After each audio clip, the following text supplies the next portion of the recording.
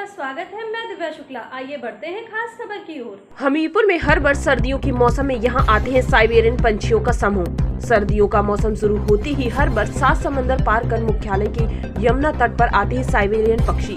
इस बार भी सर्दी शुरू होते ही साइबेरियन पक्षियों का झुंड यमुना किनारे नजर आने लगा, जिससे यमुना तट इन विदेशी मेहमानों से गुलजार भी नजर आ रहा था।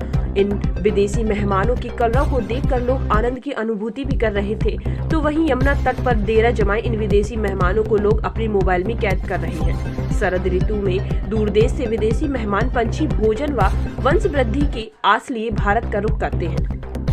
वहीं साइबेरियन पंछियों के क्षेत्र में सर्दी बढ़ जाने के कारण ये बुंदेलखंड के हमीरपुर जिले का रुख कर लेते हैं। खुशमिजाज मौसम के कारण इन दिनों उनकी तादाद बढ़ती जाती है और वीराने से नजर आने वाले इलाके इन दिनों इन पक्षियों के आने से गुलजार हो जाते हैं। इस बार भी साइबेरियन जैसे ठंडे प्रदेशों से हजारों मील की उड़ान भरकर प्रवासी पक्षी यमुना तट पर नजर आ रहे हैं।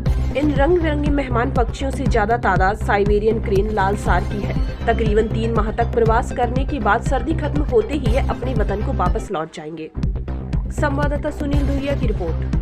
पक्षियों का सवाल है। साइबेरिया हो, चाइना डक हो, गूज हो, टील हो, काज हो, हंस हो। इस हंस को काज जिसको कहते हैं यहाँ की लोकल की भाषा में, ये पर्याप्त मात्रा में पाए जाते थे और निश्चित रूप से ये हमारी एक पक्षियों के प्रति लगाव को भी प्रदर्शित करता है और जिस देश से आते हैं उस देश की जो टोपोग्राफिकल कंडीशन है, जहाँ की भौगोलिक स्थिति, वहाँ की वातावरणीय स्थिति, उसको भी स्पष्ट करता है। क्योंकि साइबेरिया पक्षी जब आता है तो वहाँ -40-60 डिग्री टेम्परेचर जब हो जाता है तो वहाँ से पक्षी माइग्रेट करते हैं और उनके लिए सबसे सुंदर और सुरक्षित जगह भारत मानी जाती है। विशेषकर हमारी नदियाँ, क्योंकि बुंदेलखंड नदियों का क्षेत्र है, हमारी नदियों में पर्याप्त पानी है, हमारे तालाबों में पर्याप्त पानी है और जितने भी रिजर्वायर्स हैं, विशेषकर यहाँ संगम हो, बेतवा नदी का तट हो, हर जगह जहाँ बायोटिक प्रेशर कम है, यानी कि आम आदमी कम पहुँच पा रहा है, वहाँ निश्चित रूप से बिल्कुल सुरक्षित अपने आप को महसूस करते हैं ये।